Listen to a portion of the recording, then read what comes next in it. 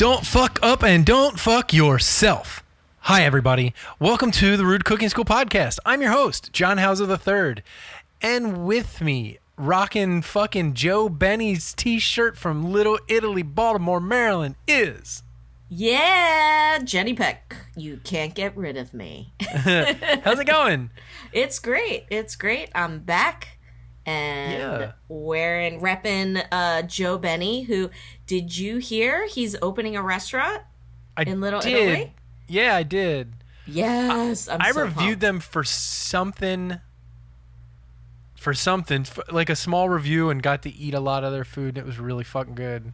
For their new place, or no. This was years and years ago.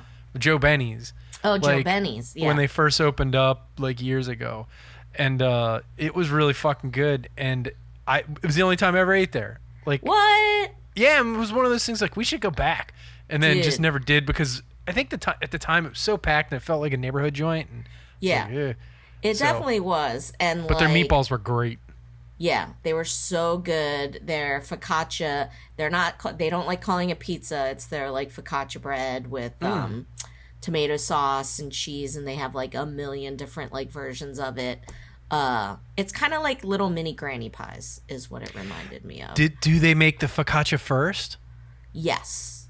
Well, no, it's not baked first. Gotcha. It's all baked together. Gotcha. Yeah, in like little individual size. Oh. That's nice. Like, to die for. But the sauce was amazing. They made it in a, like, ridiculously good Italian salad. For some reason, it was so good. They did great, like, Italian subs with the homemade bread. And homemade giardiniera, pickled veggies type thing. Is that how you pronounce it? I always giardiniera. Giardiniera. Yeah. Yeah, but it was, like, this hole-in-the-wall, like, tiny, tiny place. We would always get there like 4:45 when they opened, so we could just get a seat at the bar. That was the way to do it. But like, they rarely took even to-go orders because it's like a tiny kitchen, and they just wanted to make sure that people who were actually in there were getting like good service and all of that. And he's a character. I remember the first time I was there, we were meeting somebody, and we were so excited, and we got some cocktails and incredibly strong Aperol spritzes. They were delicious. Love an Aperol spritz. And we were waiting for our friend, and Joe, who was working the counter, overhears us being like, "Oh my god, I'm starving. When are they gonna come?" And like, we're so excited. I heard their meatballs are amazing. So he just plops a plate of meatballs like in front of us, like without even saying anything. And it's just like, it's a neighborhood joint, and it's like that kind of service, and it was really cool. So we've always gone back, and we're really sad when he closed. But I get it. I think he got burnt out. That's what it sounds like, and it sucks. Yeah, which is totally understandable. But I don't know if he's working with a partner or something, but they're opening a new restaurant, and I'm super pumped, and it's going to be good. I think like most other restaurateurs right now, the pinch of landlords was fucking killing them. Yeah. He's working for nothing, basically, like... Yeah. And hey, guess what, Little Illy? You're kind of low down on the list of fucking property right now. Not really. Like, as a place to go to eat, yes. Yeah. Probably not property value just because they're right next to... the harbor. The harbor. That whole thing. But, like... there's been such a sea change. For those who aren't from Baltimore, we have a Little Italy, and it's relatively dense. It's not huge, but it's it's a little neighborhood, and it's dense and was full of lots of restaurants, and all red sauce joints, and none of them changed. Yeah, rarely any of them changed, and they all went out of business by like 3 years ago. Yeah, and like COVID destroyed all of them pretty much. It did, and like these are places like we've been going since we were kids. Like that was places my parents were going when they were kids. Yeah, like it was special. We were a Chipperelli's family. Like we always went to Chipperelli's, and we loved their salad. Like you always got a giant bowl of salad for the table. And yeah, I feel like they've definitely been struggling. Is it Chipperelli's that has the seafood bowl like the big giant piece of bread that's like hollowed out and it's just cream and butter and cheese and seafood thrown into that fucking thing? I don't know. We never. That face is amazing. You're making, by the way. You're like, God, that sounds crazy, but also no, it's delicious. Really good. I mean, I would eat it, but we stuck to like the classics. I think like lasagna and spaghetti. Whoever I'm thinking of, it's either them or some. I think it might be Chipperelli's, but it was somebody. But they're still open, and I still get it delivered every now and then. It's fucking incredible. Yeah. Yeah. Nice. But yeah, they like you got these landlords that are trying to fucking nickel and dime everybody to death and trying to really, really make a lot of money on this stuff. And it's like, there's not much margins going on in restaurants these days. Yeah, I don't really get it. It's same thing like at like these food courts and like markets and things like that have all these small businesses, and you're seeing them just like half empty and things like that. Yeah. A lot of that has to do, I don't know, maybe some people aren't quite adept at running a small business because there's a lot involved in it. And even if the food is amazing, like you have to know how to, bookkeep and all of that stuff, and margins are really tight. But like these landlords, it's like, would you rather have at least some rent, or do you want it to sit empty? Because like a lot of them would rather sit empty. I know, which is absurd. I don't understand why they would do that, because there's some sort of tax write-off.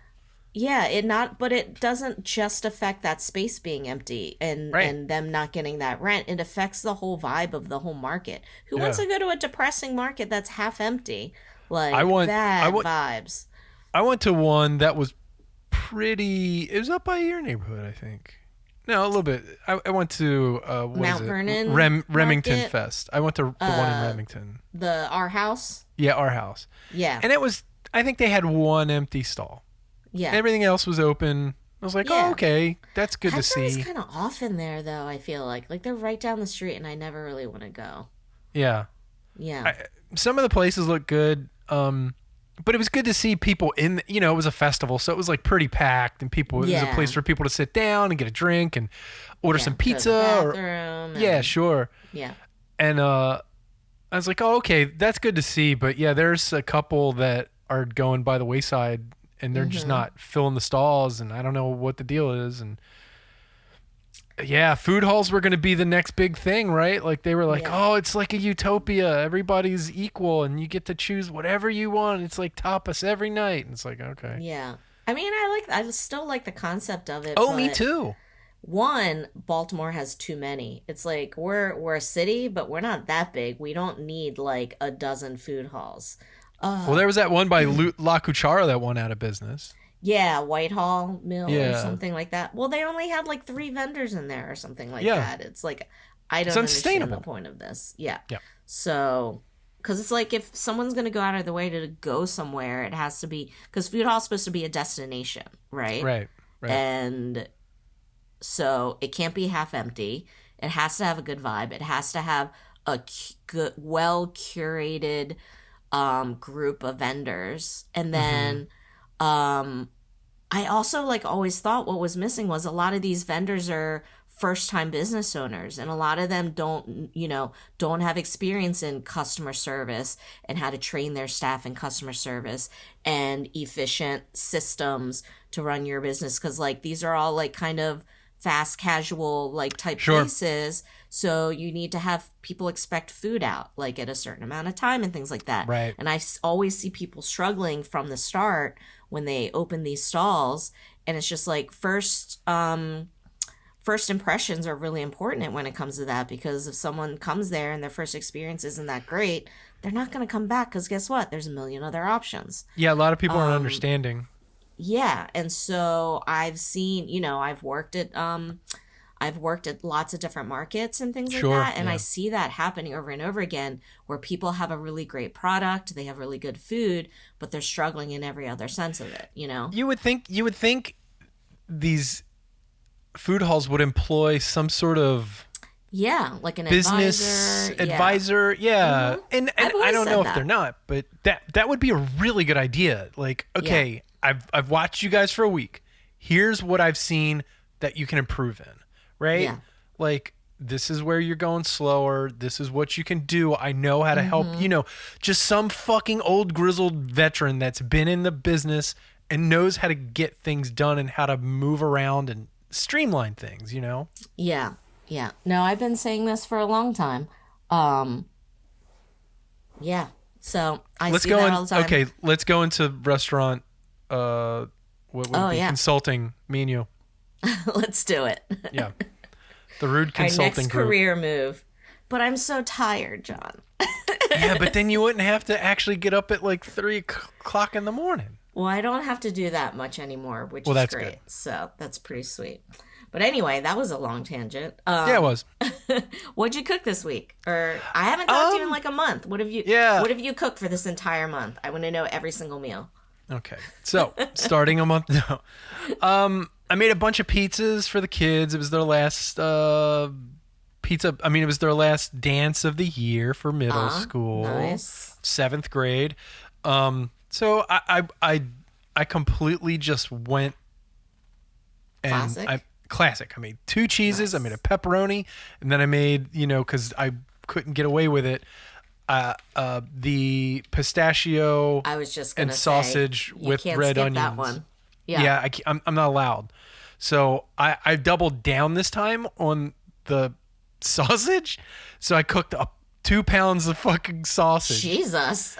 And then lightly sauteed I didn't saute the onions at all. So I fucking put 8 zillion pounds of sausage on top of this pizza. Really, and it worked. It didn't get soggy. No, I did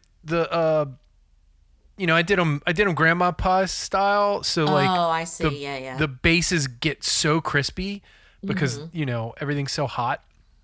500 degrees, and then let everything sort of get really good. I pre-cooked the sausage, which if it was me at home, I probably wouldn't. But I don't want to take any chances with people. But I also wouldn't put 2 pounds of sausage on a pizza for myself either.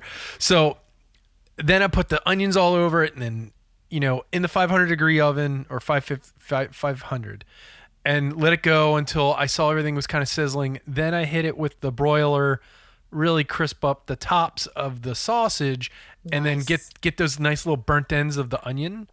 You know what I'm talking about? And then, that was a big success. The only problem was, I cut it, and then everything's falling off of it. I'm like, here you go, you fucking animals. Stuff yourself with sausage.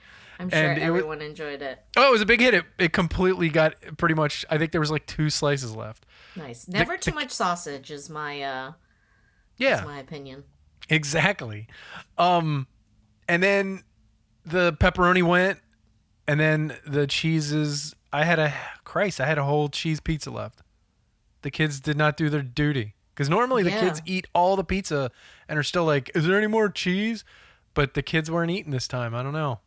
Huh. They're all trying to be too cool, or fucking teenagers. No, they were all playing like hide and seek and shit, and yeah, they were too busy. Did you have pictures this time? I remember seeing some dance pictures, but I don't know if it was from this one. Did you post them up? Did I take pictures of the pizzas, more importantly? No, who gives a fuck about your pizzas? Oh, I don't give a shit about them. I meant the kids. Kids are boring. I feel like the last dance picture I saw was Crosby all dressed up. The problem is I'm not there when he leaves. So I got to get Leanna to take the pictures. She's fucking awful at it. Like, I have to remind her. Like, can you please take pictures for me? Because otherwise I'm never going to see it. Yeah. I also suck at taking pictures. 1, because I'm lazy. And 2, I like to enjoy the moment. And so does Leanna. But I'm like... 3, I suck at taking pictures. I am not a good picture taker. So that's okay. It's still just good to just get a couple snaps. And she did. I got a couple pictures of him and his friend Louise. And they were fucking rocking it and ready to go. And they had a good time. So nice. Yeah. So pizzas for the kids, that was fun. Last Friday, I was wiped out and I didn't want to make dinner, but then Leanne was like, can we just not order anything? Because everything sounds like it sucks. And I was like, fine. What are we going to do? So Crosby and I walked down to the Safeway because he was like, I want pizza. And then Leanne was like, I want hot dogs. And I was like, well, fuck you guys. I want fish sticks. So I went down and got frozen pizza and hot dogs and fish sticks. That sounds amazing. I had a sandwich of fish sticks Fish sticks on brioche with cheese and lettuce and onion. It was fucking awesome. Crosby had like, a Red Baron's Supreme pizza, nice and crispy. Nice. I made Leanna a couple just boiled water dogs with mustard and onion. Crosby had one. And to treat myself, I had a side of crispy popcorn shrimp. That sounds amazing. And I was dipping everything in that fucking... I was dipping all the popcorn shrimp. Did you see the picture I posted on the Rude page of the new hot sauce that I've been using? Yeah, the what is it called? The char siu or something? Chin siu? Yeah. Chin siu? Yeah. Original Vietnamese hot sauce? When there was the original sriracha shortage, I found it because they have it at H Mart. Yeah, yep. yeah. And that's where I got it from. But then I heard this crazy shit about what a dick the sriracha guy is. So I'm even if there is sriracha, I'm not buying it anymore. Yeah, that's why it's changed. Yeah, because he screwed over his farmer. Yes, we covered that a couple weeks ago. Nice. Because now sriracha is now. I mean, Hoi Fong is now crying like, "Oh, we're gonna have shortages again," but they fucked themselves. You made your bed, now lay in it. They tried to screw over the pepper people that were doing their thing, and now Dynasty, the people that they were buying the peppers from, now have their own sriracha, and people are like, yeah, it tastes like it used to now, like 5 years ago. Mm-hmm. So people are switching to that. Yeah. Yep. It's like people realize there are other options. Good. But the shin oh shit, what's it called? Shin sui? Something like that. That stuff's awesome. Chin Su. It just says original Vietnamese hot sauce.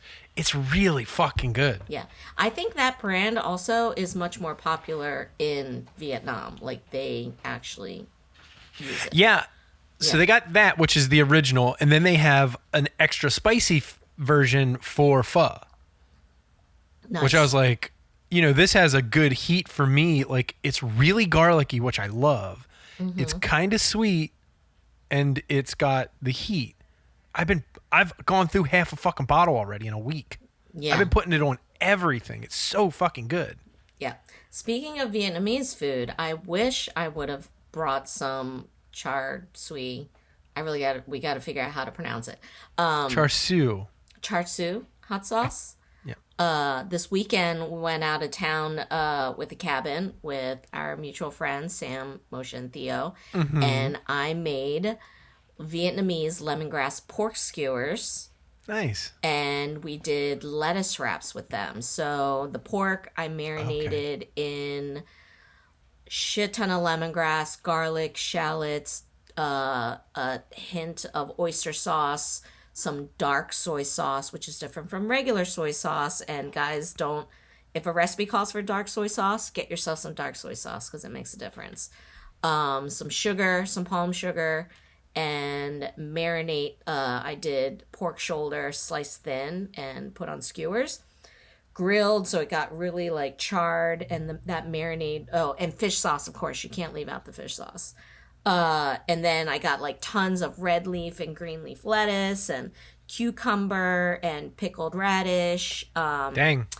Like lots of veggies, shredded cabbage, and what else was in there? Oh, I also got some perilla leaves because I was at H Mart's, and that's not necessarily Vietnamese, but they looked really fresh and good. People don't know what perilla leaves. They're kind of related to mint and basil. Yeah. And it has this very like strong, little bit bitter flavor, very aromatic, very green, and it absolutely tastes delicious. And you can put it on top of your lettuce and like help wrap everything up.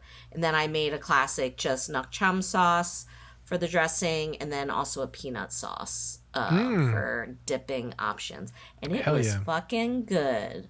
You and I are on the same wavelength because for the last month I've been doing nothing but Thai food. I've been obsessed with Thai basil. I've gone through 2 big packs of it because you can get like a packet.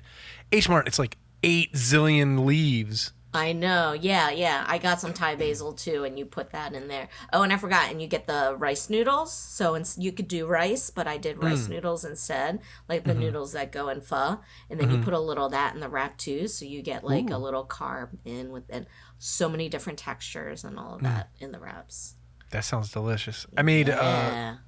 on Sunday because I had leftover Thai basil from something else that I made. I made tom kha ga. So, like coconut. And the shrimp soup. Well, I did chicken. So I did chicken thighs. And tons like I just Shrimp took like paste? I used like Thai curry paste and some XO sauce in there too. But tons of the curry paste, tons of Thai chili paste, which has dried shrimp in it. So yeah, I guess so. Yeah, yeah. And tons of coconut milk and stock and Thai basil leaves and lemongrass and chili. It was so fucking good. And Yeah, I love that soup. yeah, and it's so simple and it's just really, really, really good. Yeah, and it's traditionally not served with it, but Oh, I like and putting lots of rice mushrooms. noodles in there and having it as Yeah. like a noodle soup. I had some leftover rice the next day and then just poured a little bit of that over Nice. top the rice. It was really good. Yeah. Yeah. So it was basically just all the umami in one soup. It was so fucking good. I made meatloaf out of nowhere on Saturday because Nice. Your Crosby's classic. friend Louise was over, and we always feel bad because most of the time when she's over for dinner, it's Monday night, and Monday night is our vegetarian night, and she hates vegetarian food. So she's just been eating this weird shit that we're just like, no, it's good. Then she eats like a little bit of it. She's like, it's not that Give good. the girl some meat. So I was like, all right, you pick. And I was sure she was going to go like steak or something. I said, I was like, we just do meatloaf as a joke. And her and Leanna were both like, that sounds awesome. And I was like, all right, let's do meatloaf. So I did a giant fucking meatloaf and made mashed potatoes and green beans. I made rolls. And it was just the right timing. So, did all the rolls first and then let those kind of start coming up a little bit. And it wasn't rising as much as I would hope. And I was like, wow, I'm at the, because I only had like 2.5 hours or 3 hours to from start to finish to do this whole thing. Yeah. So I was like, well, we're just going to roll the dice with these fucking things. So I rolled them into balls, put them in the pan, and then just put them over to the side. And then by the time I was ready to put the rolls in, they were giant. I was like, hell yeah, go in, motherfuckers. And yeah, everything turned out. It was like one of those nights where everything turned out fucking perfect. Like I made gravy. Yeah. I love that. And yeah, by the end of it, I was like, fuck yeah. And now I got tons of stuff for leftovers and sandwiches. And yeah, it was good. I felt good about myself. It was nice. Sounds good. So, one thing I didn't tell you about that we were talking about before we started the show. For me and Leanna's anniversary, we went to a place called La Calle. It's like a Mexican restaurant down in Fells Point. Oh yeah, the Mexican restaurant. I've been wanting to check it out. So they got like pork belly tostadas and elote. We got their queso fundido. So it comes with either a version with chorizo or a version with mushrooms, and we got the mushroom version. It was so fucking good. Nice. That's usually not an option. Yeah, and with the mushrooms, it was really, really good. And they came with these little fresh tortillas, and we were just making these little mushroom and cheese tacos. And then they came out with their own salsa. So they had a salsa roja, salsa verde, and then a salsa macha. Which are you familiar? It's so you've had it at my house once before when I made it. It's basically the Mexican version of chili crisp. It's fried chili, you take dried chilies and you fry them in oil, then you add peanuts and garlic. Yeah. And then at the end you put sesame seeds all in it. Yeah. And it's so fucking flavorful and delicious. Totally forgot about that. That was very good. Yeah. So they have their own eating that night. tacos. Oh. Or no, I think I just made it and you came in for the podcast and I was like, you got to try this. Oh, I see. Yeah. Yeah. Is it like a fancy restaurant or is it just like a casual? It's casual but fancy. But nice. Does that make sense? It's nice, but like you're not going to break the bank, and if you go in a t-shirt and jeans like I did, they're not going to be like, what the fuck are you doing? But it can also be a special occasion. Absolutely. Or a date night. Right. Yeah. We got the queso fundido, which was really good. We got their empanadas, which were really fucking good. We didn't get any like big things. We just got all starters. Yeah, that's the way to do it. We got the pork costillas, which were fucking nuts good. Like the what? Pork costillas, pork ribs. Oh, nice. So it was like glazed confit baby backs. They come with a chipotle apple reduction glaze, and then they were served on a giant plate of yuca fries. That were really. I love yuca fries when they're crisp, and they were super duper crispy. And they're usually soggy because, well, one, I always get it delivered, so it doesn't even have a chance. But fresh are delicious. And then, did we get anything else? I feel like we were gonna order more food, and then we were just like, you know what? We're at the point where we can just say, you know what? We're good. Yeah, but they have like tacos. And they have entrees. They have like ceviches. So they got like aguachile. They got the ceviche of the day, shrimp ceviche. We're definitely going back. Like it was one of those things where I was like, oh shit, like this place could be a contender for like, hey, let's just go out and have dinner. You know what I mean? Like yeah. And interesting like enough to like I know Crosby would dig it too. Yeah. Because, I mean, there's nothing at Crosby. That kid's a fucking human vacuum cleaner at this point. He's basically eating 2 dinners a night now.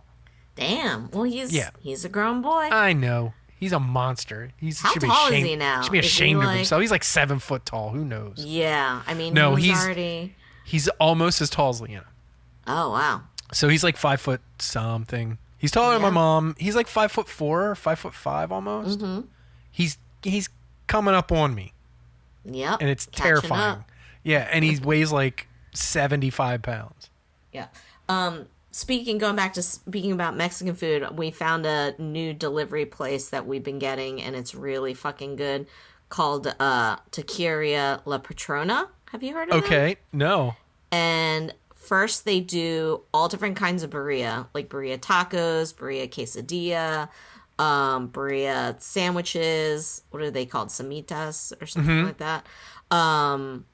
Their burritos were friggin' delicious, but the star of the show, and I don't know why no one has done this before, El Pastor grilled chicken wings. What? Yes, marinated El Pastor. Like, you know how like El Pastor is usually pork. Like the traditional way was kind of like on a spit where like it's heated up, like kind of like what is it called? What's the Middle Eastern version of that? Like on the spit. Yeah, with like slice and you slice it off. With like they call them tacos El Arabe because they're Arab tacos. Yeah. Yeah, and so there's like a very specific seasoning and marinade and then like grilled pineapple. So they did that with grilled chicken wings. And they were so fucking good. Like, I want to make this at home now because it's like friggin' genius. I'm looking on their website. Oh, okay, there it is. Because they only had 3 things. I'm like, what? Why is this not a thing? Okay, you gotta go to their order online area. Yeah. But their burrito was good. Their quesadillas, burritos. Cool. So, new delivery spot. Nice. Yeah, I love, dude, that sounds great. Yeah. Good stuff. New tacos. And like just a slightly different version of a delicious thing. Yeah. It's like awesome. Like Crosby's favorite thing when we order from one specific place is like the quesabirria. So it's just the birria quesadilla and then he just sitting there dipping the sauce and Yeah. But yeah, we've talked like El Sabor del Parque around the corner from us is so fucking good. And I love them just because they got all the weird, not weird, but they got all the different fillings. Ear and which I love the lips. Head. Yeah. The no, when we used to record at your place and I was just coming straight from work, I would stop in there and eat my dinner, my early dinner before coming over. And we always ask now because we know that they'll hook you up is ask for a side of the habaneros is what they call them. So it's just sliced habanero and onions and something. Yes. And it's just good. Delicious heat. Fuck yeah. Mm-hmm. And I didn't know now when we make Mexican food at home. It's like I don't know why it's so good. It's so fucking good. And they also, if you want, they'll give you like a quart of salsa verde. Oh, nice. I asked for an extra thing of salsa. They were like, all right. Because we ordered so many tacos, I think they thought it was like a party when it was literally just the three of us. And I was like, oh, and it's so good. Yeah. They're legit. Is there anything else you've been cooking or planning or you've been baking? What's going on? I've been baking. Let's hear about you. Some random things, nothing to write home about. But I've been still on my baking kick, which is crazy because I've always been anti-baking. Not anti-baking, but I did not like to bake because of all the measuring and the blah, blah, blah. It drove me crazy. Working with flour is messy, and I have a thing with the thing, Anyway, but the only reason really I realized why I started baking is because I want the things. I want to eat the things. What are you doing? Go ahead. I'm sorry.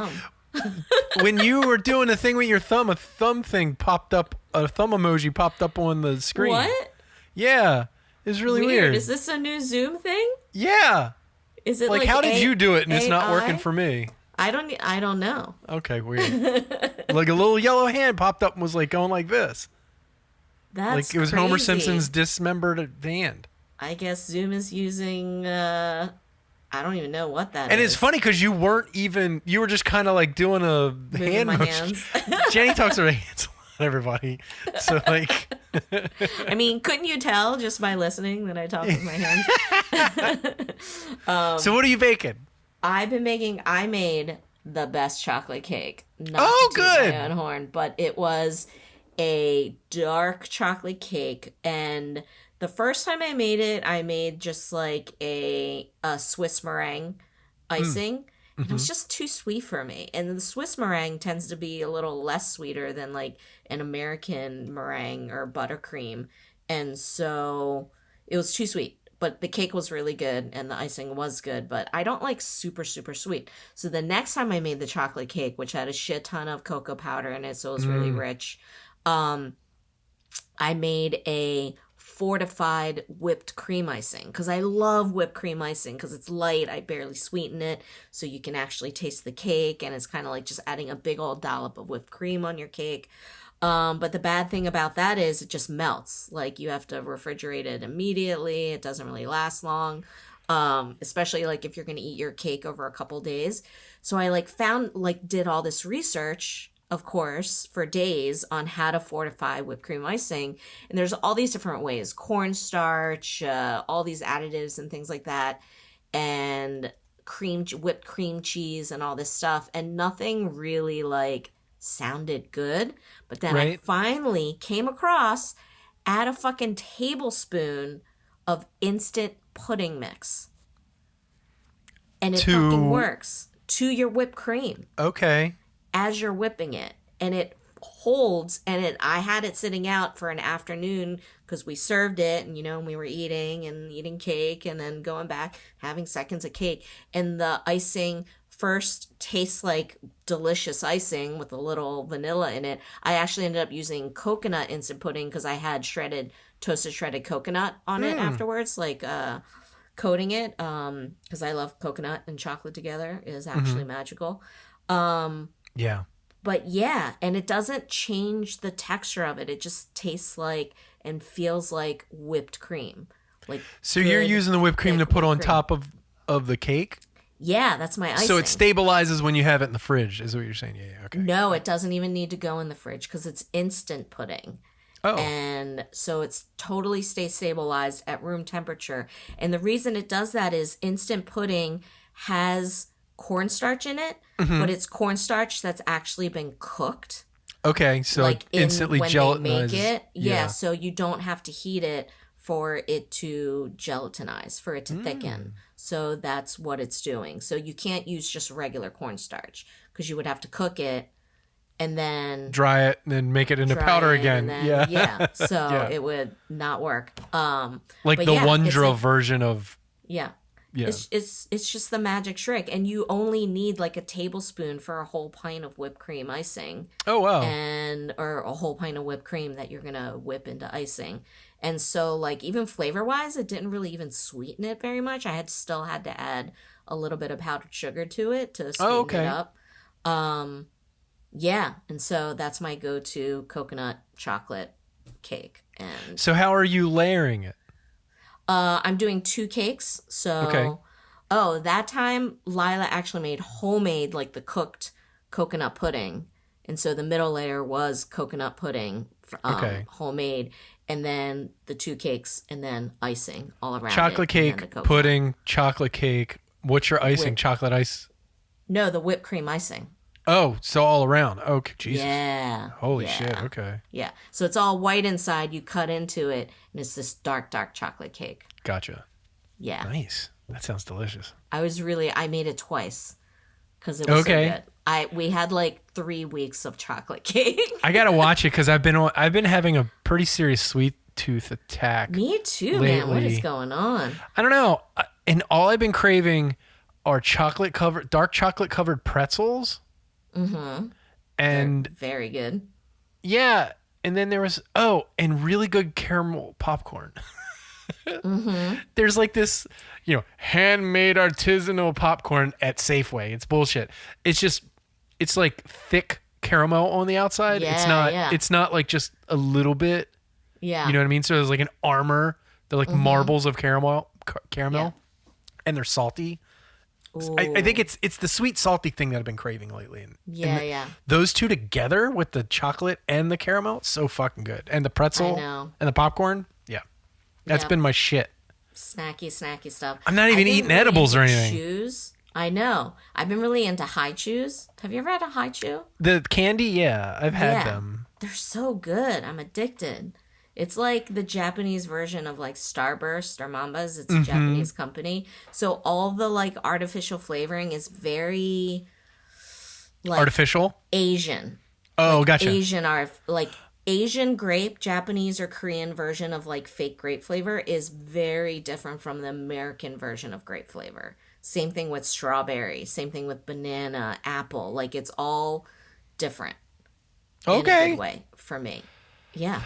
You know what? Let's throw out the topic. We'll do the topic next time. Let's just keep talking bullshit. Yeah, that's because we're 40 minutes in, so this would just be a catch-up episode. Because I would just rather do that anyway. Yeah. We'll do the topic another time.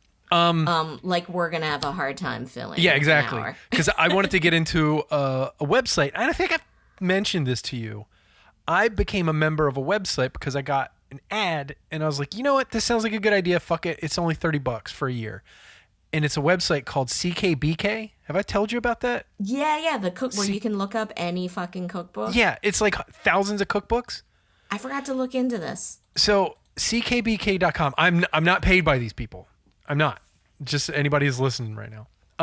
But it was reminding me because you were saying you were getting into baking. You can literally look up the Culinary Institute of America's baking and pastry textbook. Nice. And get the recipes out of it.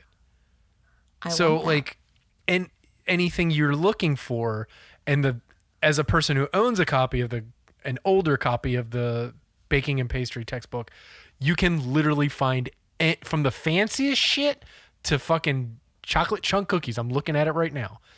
Is it $30 a year or is $30 a year? $30 a year. Okay.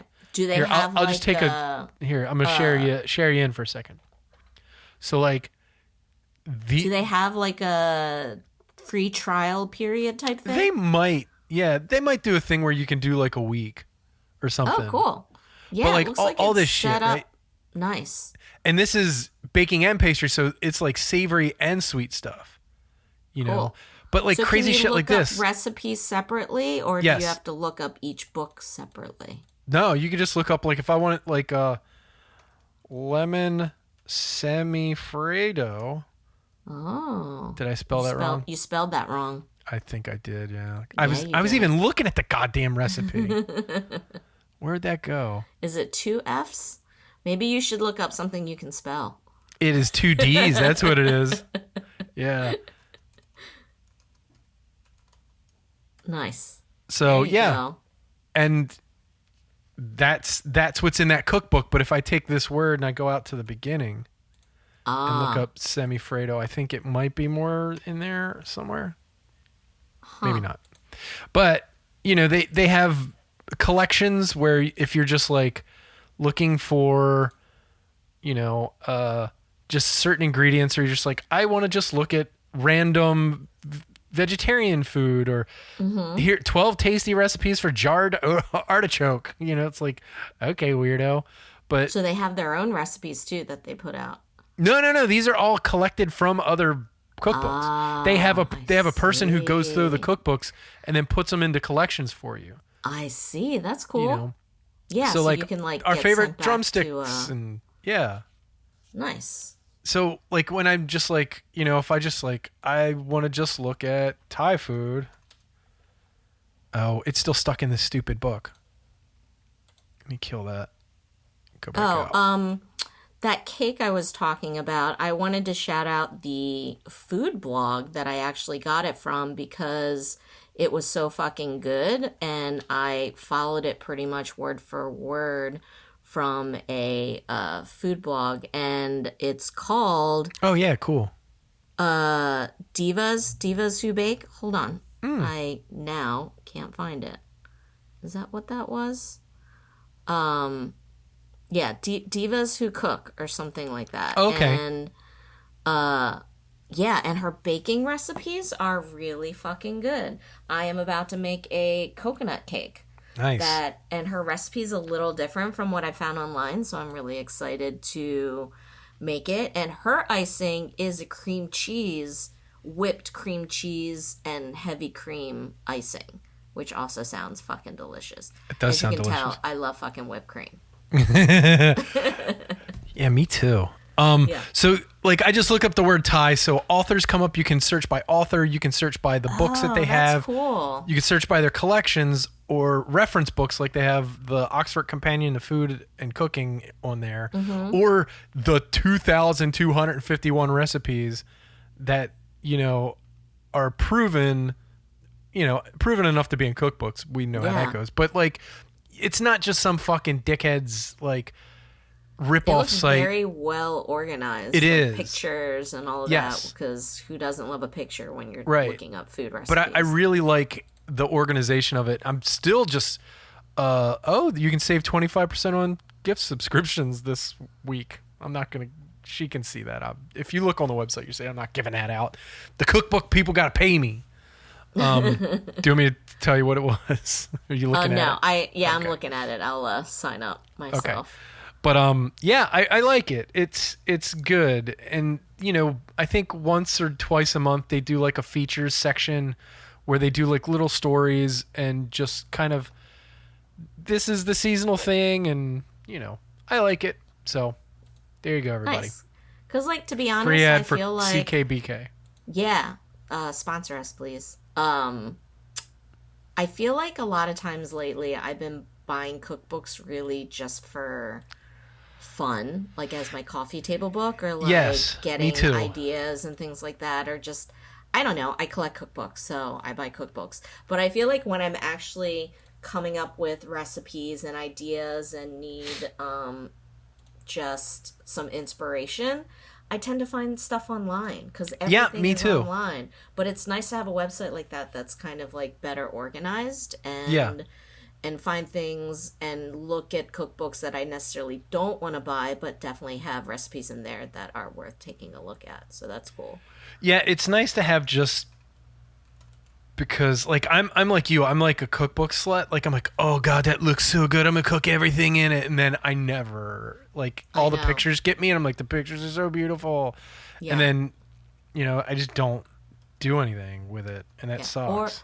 Or I'll buy the cookbook, I'll look through it, read it, and then like 2 years later I'll be like, oh, I remember that recipe that I saw in that cookbook. I really want to make it, and then I can't remember which cookbook it was in, so I'm like going through my hundreds of cookbooks. Yeah. Like, where the fuck is that one recipe I read 2 years ago? And honestly, the only time I actually do cook out of cookbooks is on the weekend when I do get to sit down and read my cookbooks, because otherwise it's like, what do you want for dinner? I don't know. Chicken? Okay. So then I'm just on my phone at work or on the laptop or computer, looking up recipes. It has nothing to do with my cookbooks.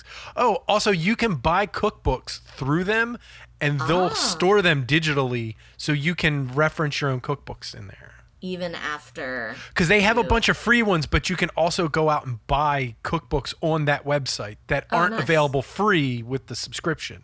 Yeah. Other bigger names and stuff like that. But the cookbooks aren't like $70. You just like buy a normal cookbook price, but it'll hold on to it digitally that you can still when you type in the keyword, it will go through the books that you've bought as well. Oh, nice. Yeah. I mean, I use my cookbooks too for like research, like me too. It really helps because a lot of times when I'm looking for the perfect go back to fried chicken recipe, which I spent years trying to perfect, and I'm never going to perfect because it is such a, I don't know. I want to spend my whole life perfecting fried chicken. Because I enjoy doing it. Do you do you write down what you're doing?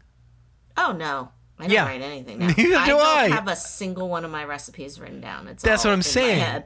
Like, that's a thing that I want to start doing again that I did religiously until I started working in food, and it was a job to write recipes and shit. Yeah. And then I got good enough to where I didn't need it, to where I'm like, Leanna gets mad at me because I'm like, oh, we'll just do some of this and some of that. Yeah. She's like, I'm not a some of this or some of that. I need a recipe. Yeah. I'm like, okay. Yeah, no, it's tough for me. But, like, I remember all my ratios of, like, the different flours I used and the different combinations and what ratios I did. I have it all in my head. But a lot of it is, like, not even in my head measurement-wise. It's in my head eyeballing-wise. Like, I know looking at it what I can do. Yes, that's how I do it. Going back to the cookbooks, like, I will go and read every fried chicken recipe I can find in all of my cookbooks, online, in magazines. I want to absorb every single recipe I can get a hold of, and articles, people pining about fried chicken and things like that. Because, like, I want to absorb as much information as I can so I can pull out, and I know I've exhausted with fried chicken, you're not going to exhaust the plethora of information that's out there, but I want as much as I can to pull out what I like and leave out what I don't like and really come up with my own thing, because that's what recipe making is. It's like you can take a recipe out of a cookbook, first time you make it exactly the way it says it's done, and then say you like it, but it's not perfect. Then, like, you change it's missing this one thing. Add your own thing. It's your fucking recipe now. You change one thing, you change one measurement, one ratio. It's your recipe now, and that's what also like what cookbooks are for. Is like it's a starting point. It's inspiration. And even people who don't know how to cook, it teaches you how to cook because you follow it word for word. But every time you do a recipe, you're learning a cooking skill. You're learning how cornstarch works or how to cut chicken or anything like that. Is the thumb on your side? I wasn't even doing it. Oh, it is on my side. Yay! Guys, did you know this exists? If you like do the thumbs I know up it hand existed, gesture. but I didn't think it was on anymore. That's funny. It's not doing it now. I have to we're old people with technology. Like, look, the thing. Will it do the middle finger? So. No. Guys, we're just giving each other the middle finger, hoping that the cartoon finger comes up, like for the Tom Cook guy I made, I fucking read like at least 20 recipes, and I'm taking this, and I'm like, okay, I could do shrimp, but I'd rather have chicken thighs. Okay, this one has chicken thighs, but I don't like the other stuff that it's in. or you get another thing, you're like, oh, well, there's a way they're just marinating that in fish sauce, and that sounds fucking great. Like, and you just take that from here and take from there. And again, I didn't write any of it down. I was just like, all right, I just remember that trick, and then I'm going to do that, and I'm going to kind of velvet it too. Yeah. In basically cornstarch and fish sauce while I prepare all the stuff, and then it'll be tender when I cook it, that kind of shit. Mm-hmm.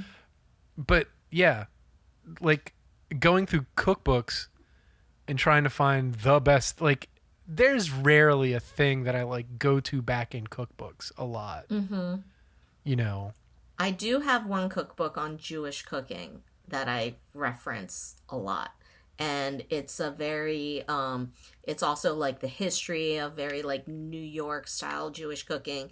Because when I was cooking for Lila's family and things like that, I was making very traditional Jewish brisket and chopped liver and things like that. So I really wanted to have a base because obviously not growing up Jewish, I had no reference point of like, what is this supposed to taste like? Sure. So I wanted to go back to a book that came from history and was very authentic, and the book wasn't just recipes, but it explained why these recipes exist and how they evolved to be this way. Because say, Jewish food from recipes from one place is going to be different, from the Midwest is going to be different from Jewish food recipes in New York. So, but you also want a good starting point where you're not going to fuck it all up, and you make the recipe and they're all going to be like, this sucks. Yeah, this is weird. This is not. Why'd you put soy sauce on it, Jenny? Why do you have to put soy sauce in it? Well, no. I mean, the starting point being a good cookbook, like a trusted source. Yeah, which is always good. I do that a lot with like ethnic food that I'm not familiar with. I try to find one or two cookbooks that are closer to authentic, that are very maybe. The author doesn't necessarily have to be from that region, but they're staying true to kind of the where it started, like what people are eating from that country, what they're eating at home, and things like that. Just as a starting point, I don't think all food has to be authentic as long as you're respecting it. But then a lot of times, depending on what ingredients are available where you are, or just me being lazy and not wanting to go search for all those ingredients. But I want the starting point of like what I'm referencing and then knowing that and following that recipe. And then once I do that, I'm like, okay, now I can play around with this and know when I'm veering from, say, Vietnamese to Thai to Korean to Chinese, and like, you can kind of go in between and like mesh these things together. Yeah. Because a lot of the same ingredients go across all those groups. I've been telling a lot of people, because people are like, what kind of cookbook should I start with? I'm like, get a base cookbook. Like, the Food Lab's a good one. That's just like a Bible that it literally has a zillion recipes and none of them are bad. They're tested out the ass. There's a lot of good technique. But if you want to branch out, just go to the library, because this way you won't have buyer's remorse. And if you really like the cookbook, you go buy it, and there's a ton of cookbooks at your local library and digitally, like, on, what is it called? Libby or, Hoopla. Like I use Libby. Mm-hmm. Yeah. And I use Hoopla too. Hoopla's really good. You can get cookbooks on there, or even cooking magazines and shit like that. Yeah, you can get all the cooking magazines, Bon Appetit, Savier, Fine Cooking, all of that. As long as you have a library card, you can pull that stuff up on the app on your iPad or on your e-reader or whatever, and look up the recipes on there, which is a lot of fun. It's really hard to pick out a good recipe cookbook. This is the cookbook episode now. Yeah, pretty much. Like a lot of like the Food Lab and stuff like that, I love it, but sometimes I think it's too dense and too academic and too scientific. Especially, it's supposed to like explain everything and kind of encompass as much as you can when it comes to like cooking skills and things like that, but it can be really overwhelming. So sometimes like I will not blame someone who wants to get Jacques Pepin's 2-minute meals, or something like that. Absolutely. Start out really simple. Find a recipe that's incredibly simple, because it's just going to teach you one or two skills, and then you can build on that. And then maybe after a year of cooking and you're feeling more comfortable in the kitchen, then try out the food lab, then try out, like something a little bit denser. Food Lab's definitely a big book for a person to start with if they're not a big cooker. If they're not a big cooker, even salt, fat, acid, heat can be overwhelming, but it's a lot more reading than it is a lot more cooking. There's not a lot of recipes in that book. Yeah. That book's all about technique, though, for home cooks, which is nice. But again, it can be overwhelming. The recipes that are in there are quite good. Yeah. But yeah, whatever you think of Ina Garten, I know some people hate her, some people love her. Her food can be bland sometimes, but I have to say her cookbooks for beginners are quite good. And her and her editors know how to fucking edit a recipe. Usually you follow one of her recipes and it's pretty spot on without having to zhuzh it up. Yeah. And even like a lot of like the French recipes, like her beef bourguignon recipe is very simplified and it's still fucking good. And so I really respect that, because a lot of cookbooks are not edited well. So you try to follow this recipe word for word and it does not turn out. No, and it's not any fault of your own. It's the recipe is not written well. I think I've said this before, and I think a lot of people would, if I haven't said it, and it's the first time you've heard it, are shocked when I tell them my most used cookbook ever is a Jamie Oliver book. It's from his early to mid, I think it was like mid 2000s. He had a show called Jamie at Home, where he just cooked at home and made easy recipes, and it was all seasonal. The book is broken into seasons, and it's like you just cook through the season, and the recipes are fucking solid, and it's fresh, vegetables and meat, and it's a really solid cookbook. And if you can find the show, I'm sure you can find it on YouTube, Jamie at Home. It's he's a pleasant dude to watch cook. He's funny. He is for I've always dug him. Celebrity chefs, he's pretty chill.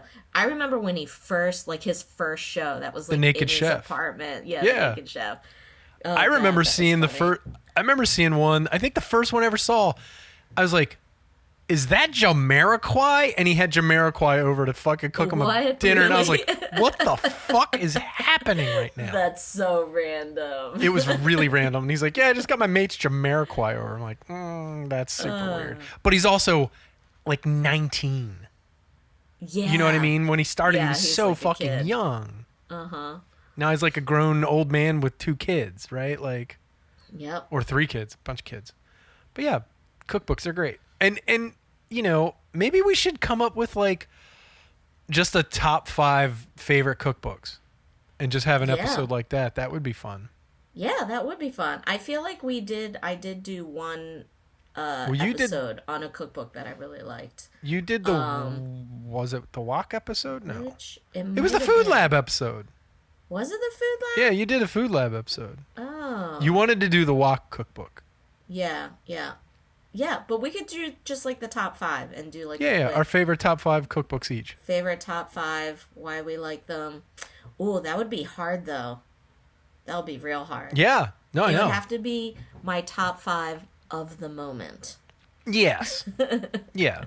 Like I'm not going to put the La Rose Gastronomique in there, which is like an old French grimoire of fucking technique and old school like Escoffier shit, but I love reading the La Rose because it's literally like a Bible. It's 10 inches thick almost. Yeah, also a lot of my cookbooks are just for perusing, and yeah. I've had to pare down so many. My mother gave me a fucking The Sopranos official cookbook a couple weeks ago, and I was like, "Thanks, Mom. I don't know what I'm gonna do with this." I definitely have random cookbooks that people have given me. Like, someone gave me like a Japanese cookbook, and it's like the spiral bound, and I feel like they just found it at some used bookstore, and it's like really thin. It's like a pamphlet almost, but like there's some really good recipes in there. And that's one thing I've learned, to not be a snob about cookbooks with the spiral thing, or we had friend of the show Cara May on a couple times, and she was like, her whole thing are like just these hyper local community cookbooks that they put together for like no money. Yeah, They're that just shit is cool. And she, goes and puts those old fucking recipes on her website, and it's so cool. Nice. Yeah. By the way, her new book is great. I picked it up, and also she makes tea towels, like kitchen towels. That I got one, Printed? and it's it's the one that I got is just the Hausner's strawberry pie recipe. Ah, on a tea It's towel. fucking, and they're really comfortable. They're really soft. And actually like absorbent. Yeah. They're really cool. And not like paper. No, they feel good. They're hefty. Yeah. Nice. Almost to the point where you feel bad for getting them dirty. Yeah. So. All right. Well, that was that. I'm glad we did that, because there was no way we would have been here forever. And I don't want to have a 2.5 hour episode. So next time we'll just, hi, how you doing? Let's get into the thing, which we're not going to do, but that's fine. So for the Rude Cooking School podcast, I'm John Hauser III. By the way, if you like what you hear, you like what we're doing, you've listened to some episodes in the past, rate and review us wherever you're listening to our podcast. Give us some stars, 5 stars, please, or write a review. That would be great. Share it with your friends. Share it with people that you know like to cook or just like to hear people talk about food. And it's a really big help, and we would appreciate it. We have a Facebook page. It's very, it's a good place to go and a place that's terrible to go, if that makes any sense. Like, the Facebook page is fun and encouraging and helpful and stupid and fun. But that's it. Jeni, tell them where they can get food from you.